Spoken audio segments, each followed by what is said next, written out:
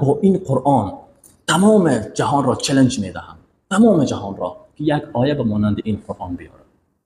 14 قرن هست که خیلی کوشش ها هم کردن نتونستن. من با این میگم که حریف قرآن هیچ تکنولوژی علم حریف قرآن نیست، هیچ کتاب حریف این قرآن نیست. و باز هم چالش میدهم یک آیه کدام کشور این توانایی را دارد؟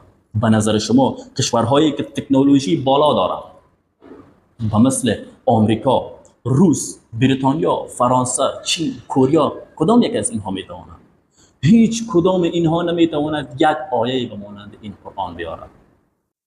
زمانی میگه به مال و جان تجاوز میشه، حق داری شخص طرف رو از بین ببری.